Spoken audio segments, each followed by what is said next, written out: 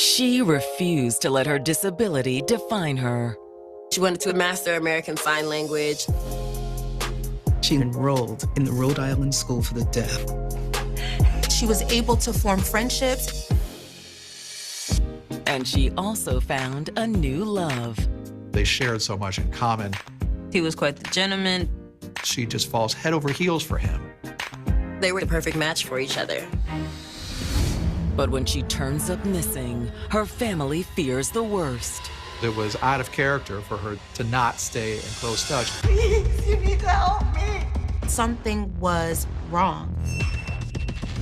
Evidence leads detectives to another man in her life. Their communications have been very flirtatious. Maybe this is a relationship that nobody really knows about. But the truth is even more vicious than anyone imagined. It was a bloodbath. Just the brutality of it, it was really unbelievable. Bonnie had been stabbed over 38 times. Those are the behaviors of a cold-blooded murderer.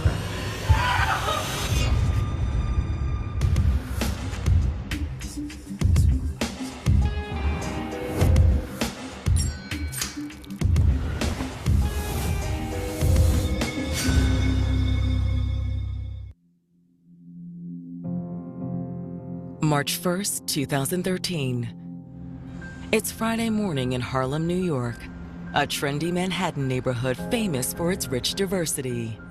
Harlem is historically a black neighborhood, and it remains true today. It has its own culture. Everything from the food to the people to the music playing out of cars. It's a completely different experience. A lot of immigrants from Spanish-speaking countries like the Dominican Republic have come into Spanish Harlem on the east side. You can feel a sense of history when you're there. But today, the mother of one young immigrant feels only worry as she's frantic to find her daughter. That morning, the NYPD got a call from a woman in the Dominican Republic named Valentina, who said she thinks her daughter Frances is missing. My name is Valentina. Frances was a 19-year-old girl who had recently immigrated from the Dominican Republic. She said she was deaf and has been living in New York for the past few months. What makes you think she's missing? She was supposed to be back already. Valentina tells police that the day before, her daughter had planned to travel home for a visit, but she never showed up. When's the last time you heard from her? Yesterday morning. She said she was gonna see us soon. She tried calling and texting, but wasn't getting any responses from Frances. Her mother was becoming concerned that she hadn't received any communications from her. At first, police are hesitant to get involved. Has she done this type of thing before? No, never. Never. The initial response from the NYPD, somewhat understandably, is not to be so concerned because she's an adult. She could have changed her mind. She could have missed the flight. But Frances's mother insists they look into it. It was out of character for her daughter to not stay in close touch, especially with a flight coming so soon. Mothers have instincts. They know their children. Please, you need to help me. Frances' mom knew there was something wrong. She is convinced that something has happened to Frances.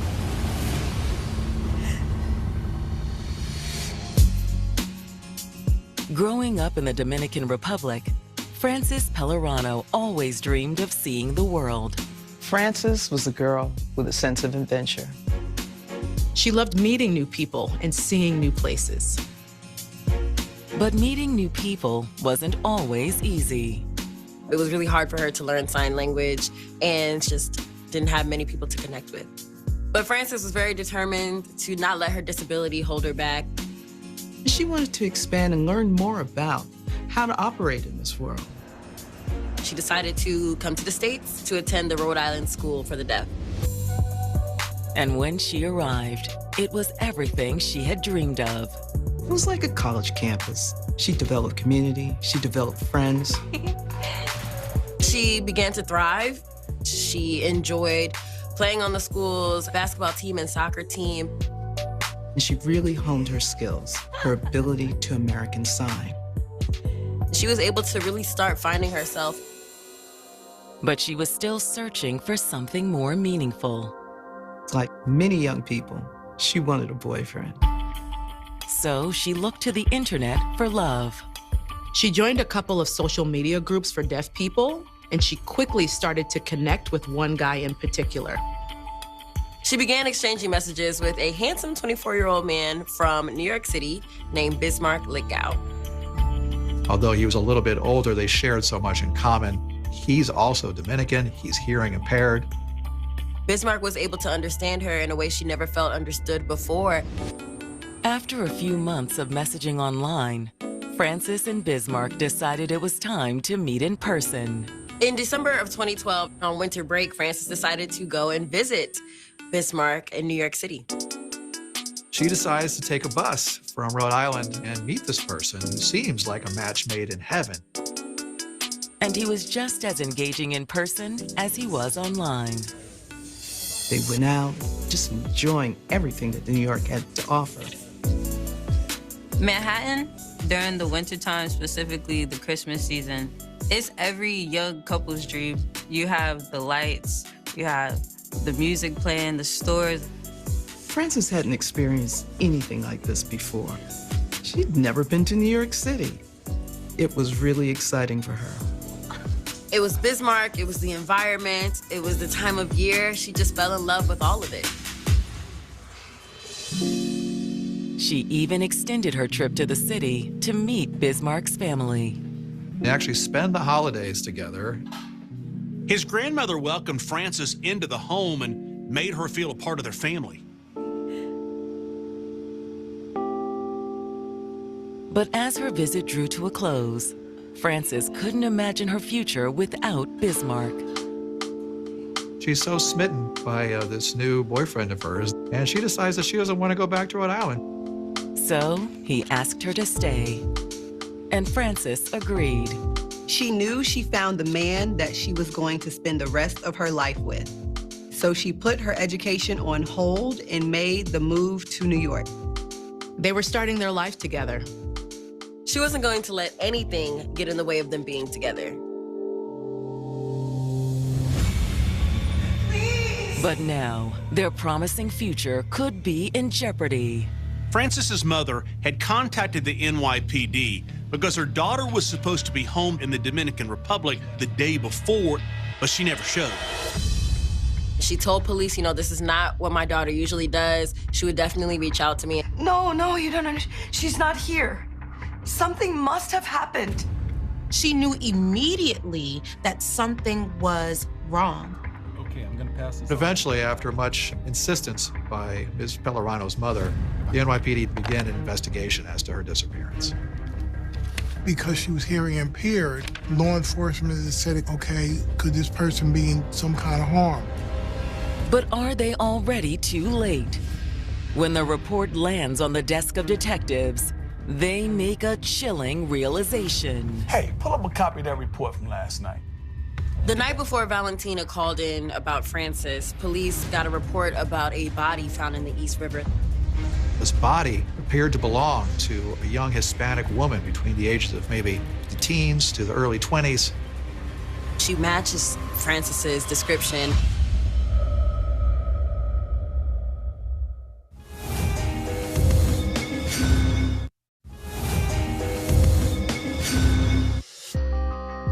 After immigrating from the Dominican Republic, 19-year-old Frances Pellerano was flourishing as a student at the Rhode Island School for the Deaf. She came to Rhode Island with all the wonders of any young person. She was able to find the community that she wanted. She'd also met the man of her dreams, a 24-year-old New Yorker named Bismarck Litgow. The two instantly connected. Before long, they were living with each other in New York. Frances was so happy. But now, instead of boarding a flight home to visit her family, Frances has mysteriously vanished. Frances's mother told police she hasn't heard from her, even though she told her mother that she would be flying home. But before NYPD detectives begin their missing persons investigation, they quickly make a disturbing discovery. The night before Frances' mom called the police, a body had been found in the East River. The body that was found was a Hispanic woman, late teens to early 20s, long black hair, thin, and unfortunately, this did match Frances's description. Could this be Frances Pellerano? There's only one way to find out. The NYPD asks Ms. Pellerano's family for photographs that they can use to compare. However, when they compare the photos, they're back at square one. As it turned out, it wasn't Frances.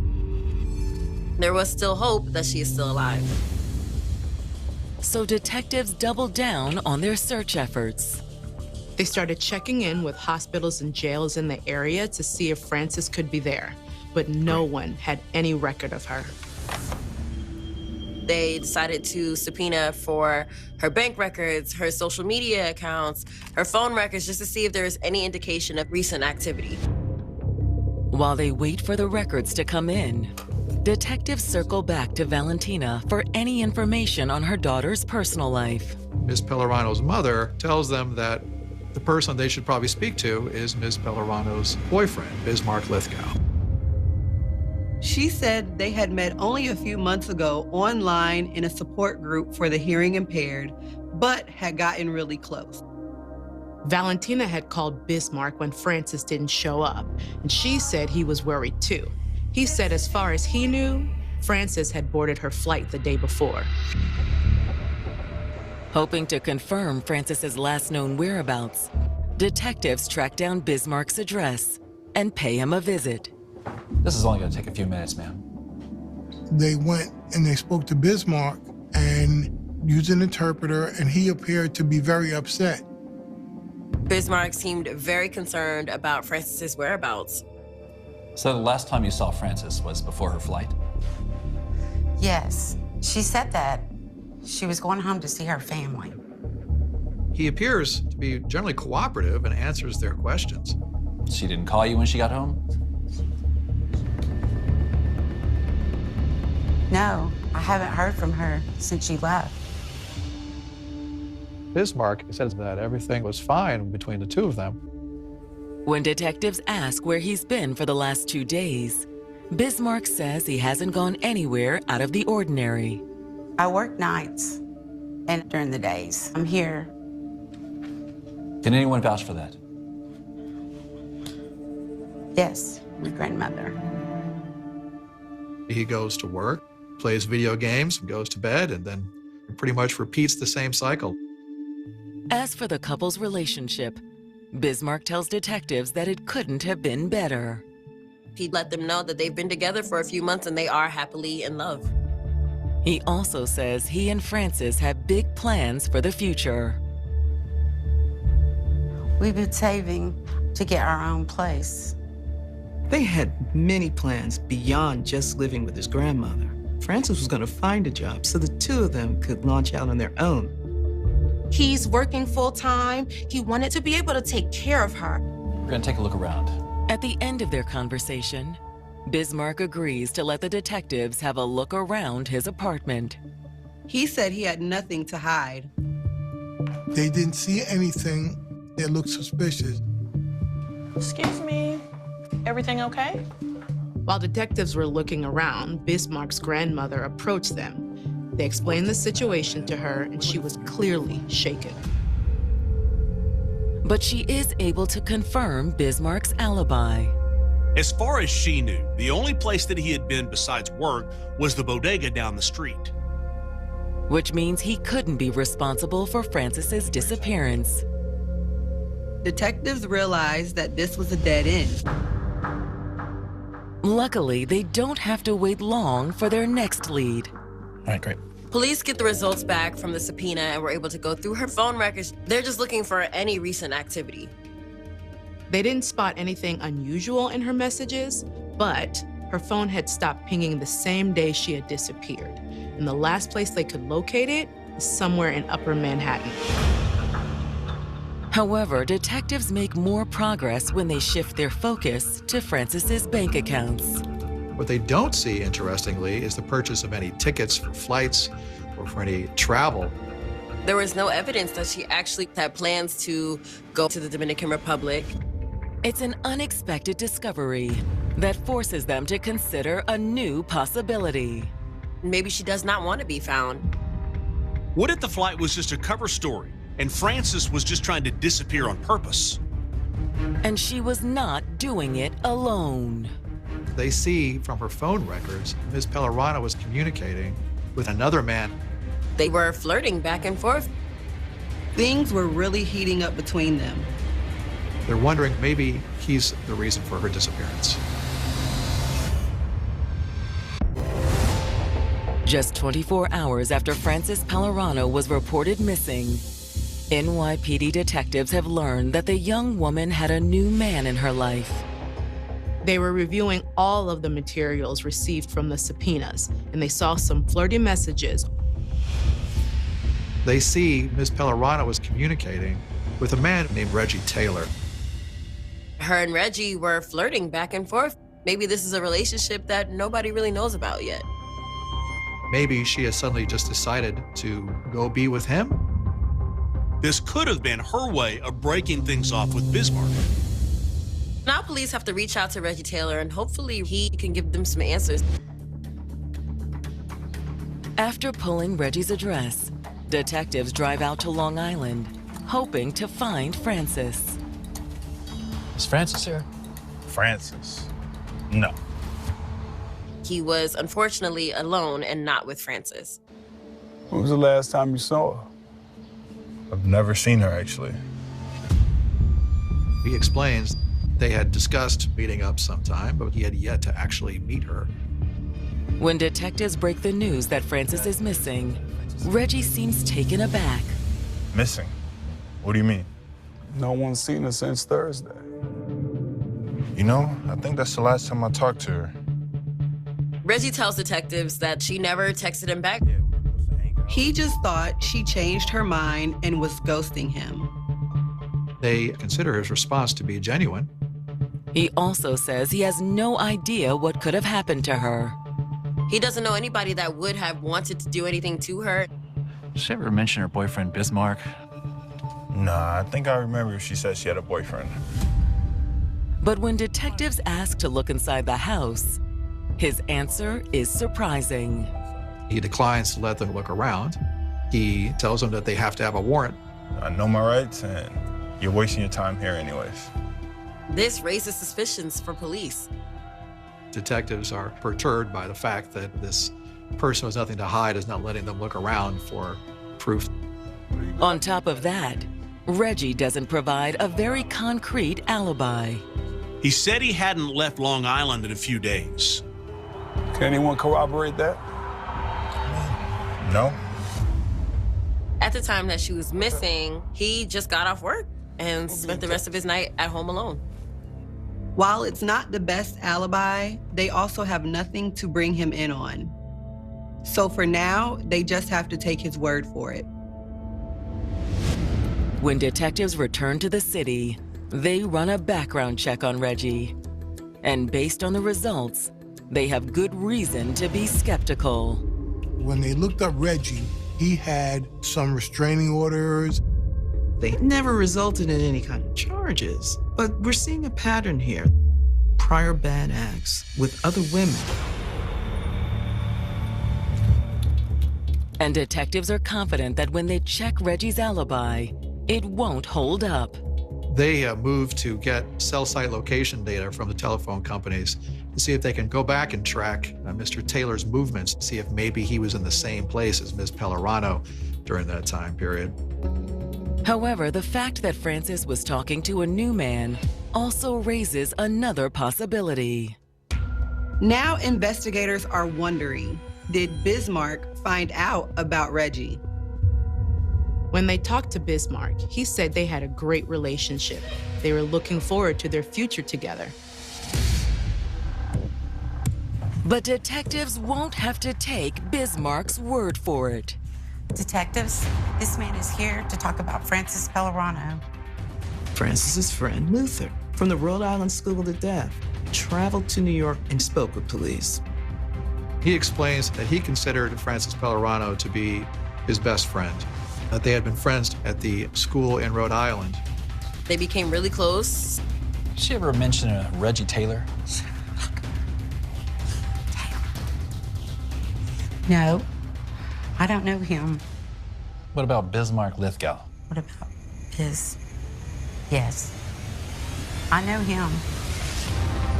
He said he was controlling, he was invasive. Their relationship was getting out of control. Luther tells police that Bismarck definitely had something to do with this.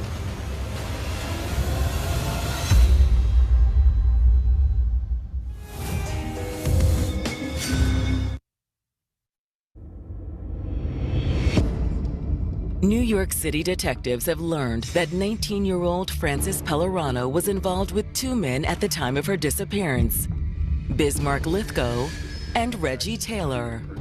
Both men had told detectives they had nothing to do with her disappearance and didn't know where Frances could be. But now, Frances's best friend, Luther Ramos, has told detectives that he thinks Bismarck is lying.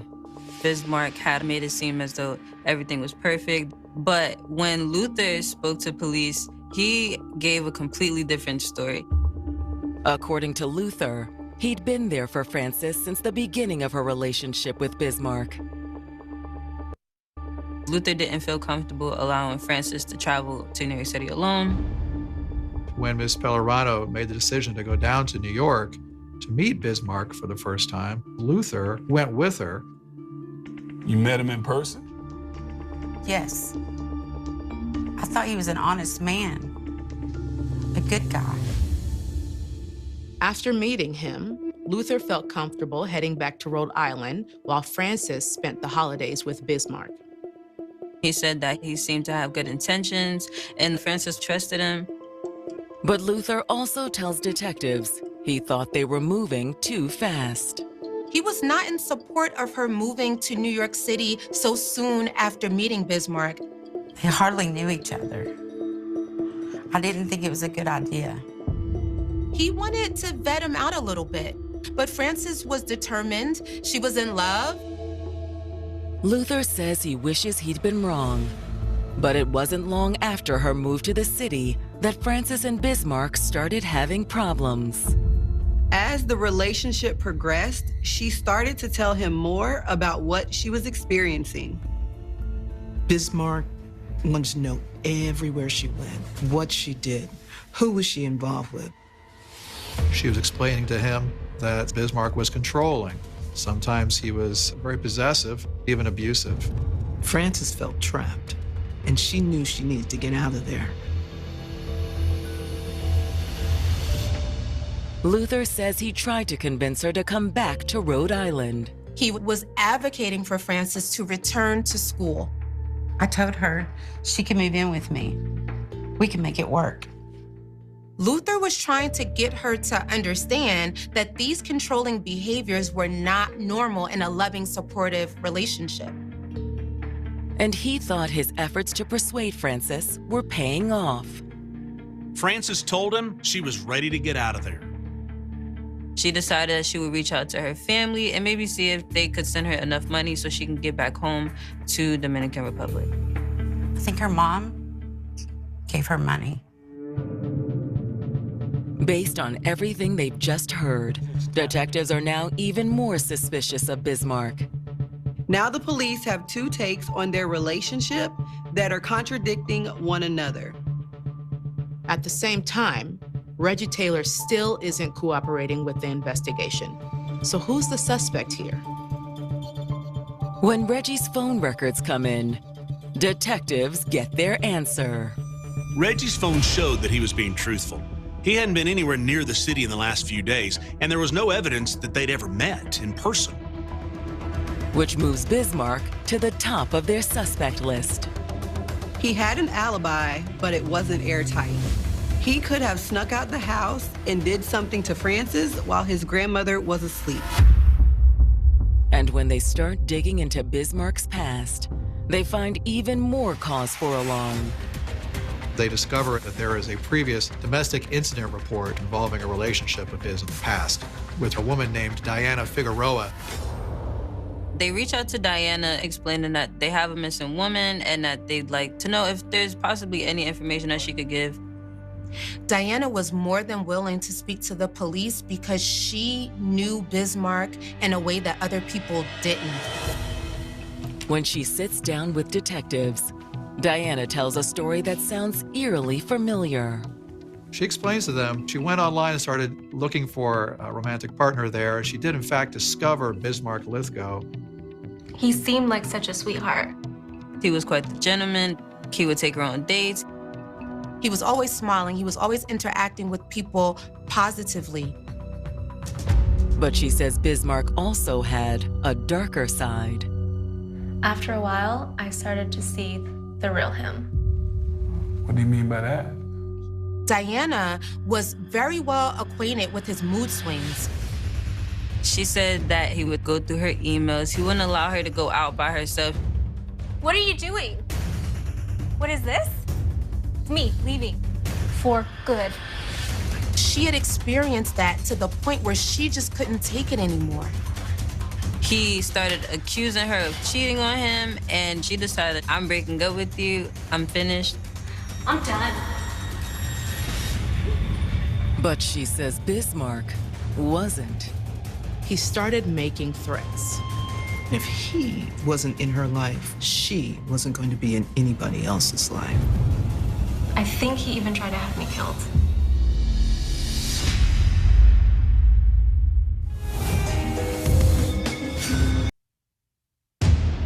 NYPD detectives investigating the disappearance of 19-year-old Frances Pellerano have just received damning information about their prime suspect, Bismarck Lithgow.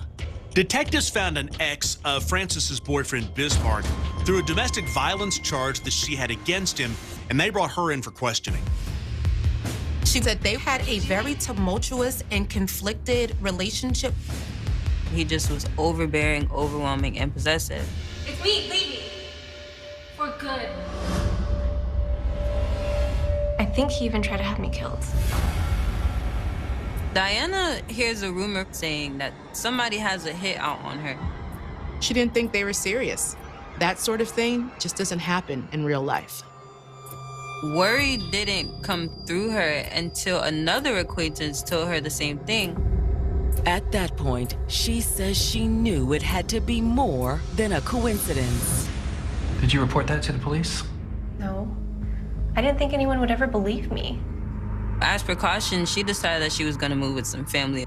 She ended up relocating to New Jersey, where Bismarck would not be able to track her down. She never had any real proof, but due to their relationship and hearing the situation going on with Frances's disappearance, she has no doubt in her mind that Bismarck is involved.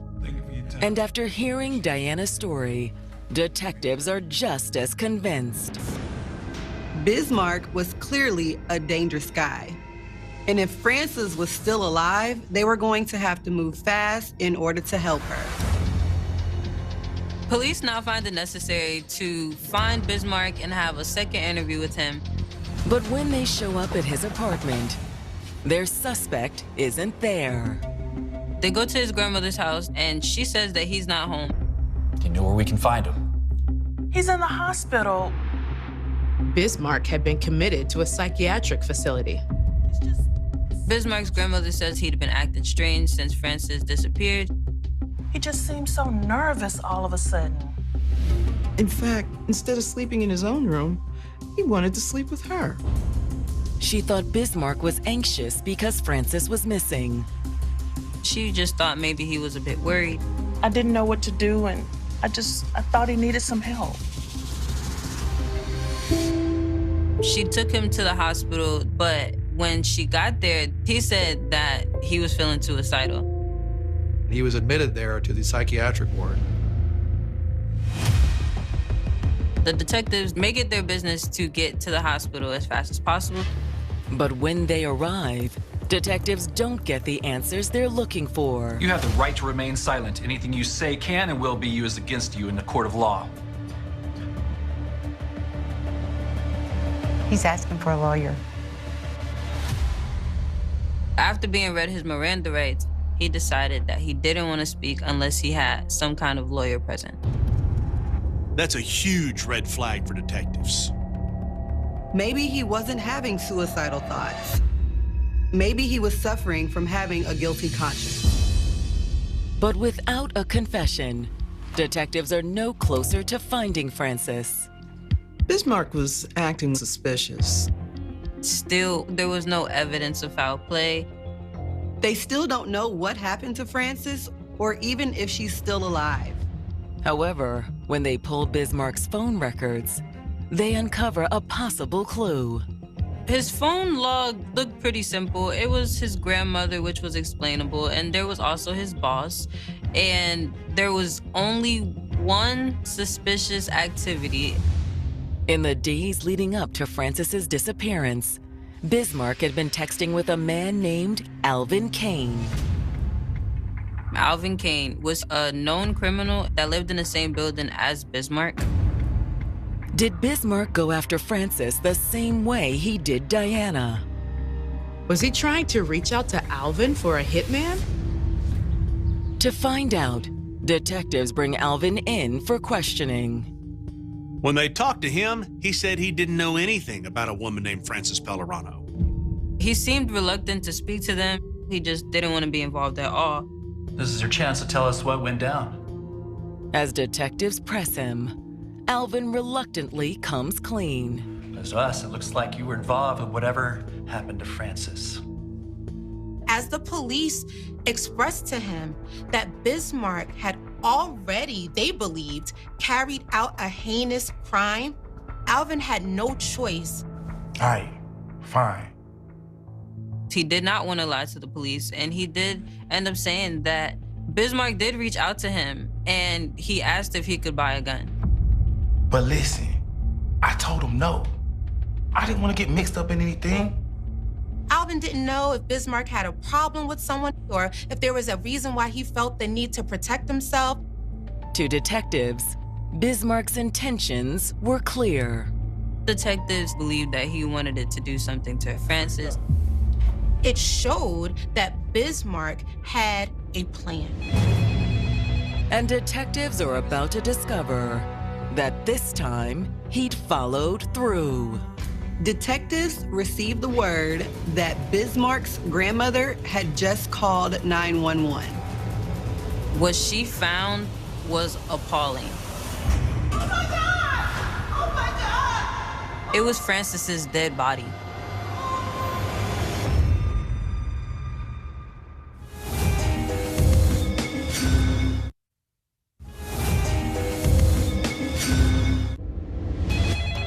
Detectives searching for 19-year-old Frances Pellerano have just received an urgent call that confirms their fears. Bismarck's grandmother had just made a frantic call to 911. They found Frances. She'd found the body of Frances in the apartment where the two of them had lived. And not in the condition they'd hoped. She was getting laundry from the guest room when she noticed something unusual. There was a mysterious blue storage drum she'd never seen before. It was a huge barrel, maybe about a 50-gallon barrel. So she took a look.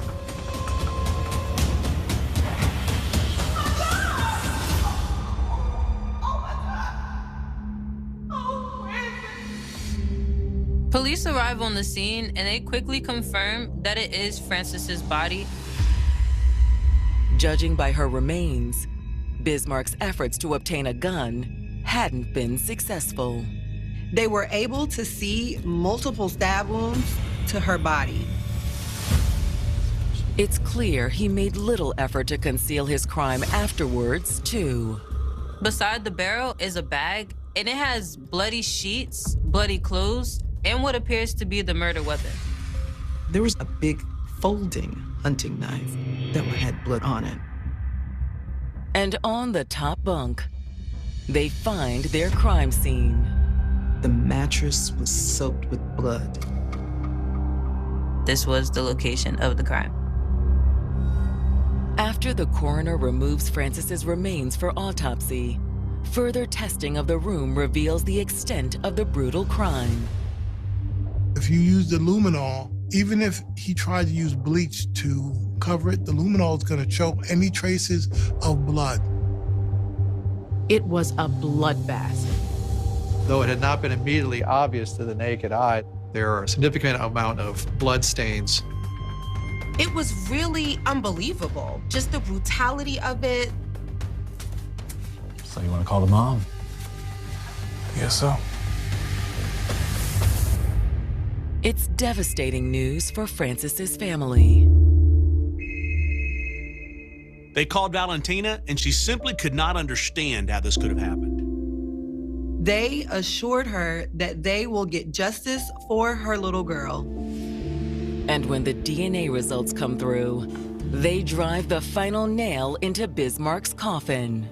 The DNA on the murder weapon did belong to Bismarck. Detectives returned to the psych hospital and took Bismarck into custody. They had everything they needed to charge Bismarck Lithgow with the murder of Frances Pellerano. When his trial begins on February 4th, 2015, the prosecution paints Bismarck as a jealous man who chose murder over watching his girlfriend walk away. They believe that Bismarck found out that Frances wanted out of the relationship. He was determined that she ain't gonna get away like the other one did. He was gonna make sure that he had the last say. He started looking for a gun. He was formulating a plan. But prosecutors assert that his plan was interrupted. He found the money and figured out Frances was trying to get back to the Dominican Republic. He felt like he was running out of time. So he acted quickly. That night, after his grandmother went to sleep, Bismarck confronted Frances. She told Bismarck that she was going home. That caused him to fly into a rage. And he really becomes aggressive and has that mentality that if I can't have you, no one's gonna have you. He didn't think, he acted in a rage. He was intent on ensuring that Frances felt the pain that he was feeling inside. Frances was stabbed over 38 times with a fatal stab wound right in the heart. With every stab, he remembered the betrayal. How dare Frances want to leave him? Then, once she was dead, Bismarck tried to hide what he'd done. He had cleaned up the room and hid her body in a plastic drum that he found in the complex's basement. Every day he thought about, what am I gonna do with this? Before he could get rid of the body, though, he was committed to the hospital. When Bismarck's attorneys present his side to the court, it's less of a defense and more of an excuse. The defense is what's called extreme emotional disturbance. And it is kind of when something happens to you that's so traumatic, so upsetting that you essentially lose control of yourself and you do something that you wouldn't normally do. However, when the jury renders its verdict, it's clear there's no doubt about Bismarck's guilt. They only took about an hour and a half, and collectively they agreed that Bismarck was guilty of second-degree murder. The judge sentenced him to 21 years to life in prison for destroying the lives of Frances's family and for taking away the life of dear Frances. But no amount of punishment can make up for the fact that Frances Pellerano's life ended in tragedy before it ever really began. It's a shame that this young girl who had everything in front of her had her life cut short by a very short relationship. Frances didn't deserve what happened to her. No one deserves that. It's not easy to do. There's a lot of strings attached, but At the end of the day, abusive relationships get worse. We have to remember that when you see the very first red flag, that is when it's time to act. We don't have to stay in situations that can cause us harm.